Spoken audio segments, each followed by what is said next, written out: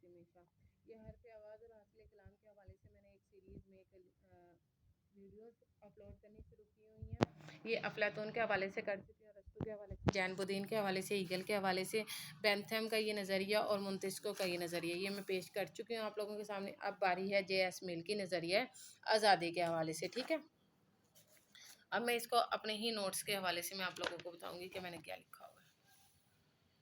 J S مل میں آ گیا ہے جان سٹارٹ مل، اس کا پورا نام تھا، کا شمار 19ویں صدی کے ممتاز ترین مفکرین میں ہوتا ہے۔ جے ایس مل دنیا کا واحد پہلا سیاسی مفکر ہے جس نے سیاسی فلسفہ وراثت میں حاصل کیا۔ اس کا تعلق افادیت پسند گروہ سے ہے اور اس کے باپ جیمز مل جو کہ ایک نامور مورخ، تاریخ لکھنے والا، انتہا پسند اور مشہور قانون دان بینتھم کے نظریات کا اہم خیال ہونے کے ساتھ ساتھ اس کا تعلق افادیت پسندوں سے بھی تھا۔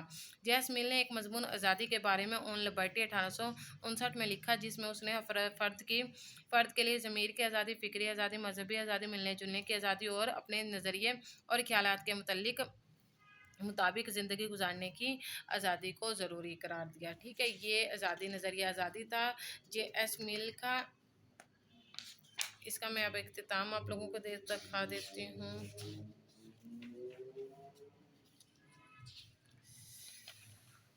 اچھا جی، آ جاتے ہیں ہم اس کے اختتام کی طرف۔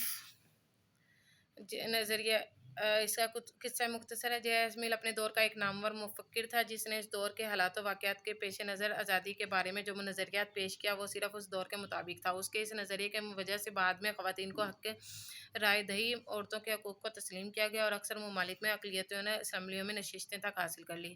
جے ایس مل کا نظریہ آزادی اس دور کے لیے ضروری اور اہم ثابت ہوا کیونکہ ریاست اپنے کنٹرول کو رفتہ رفتہ وسیع کر کے قوانین کے ذریعے انفرادی زندگی کے سیاسی، سماجی اور معاشرتی شعبوں کو اجتماعی کنٹرول میں تبدیل کر رہی تھی جس کی وجہ سے معاشرے سے فرد کا وجود ختم ہوتا جا رہا تھا۔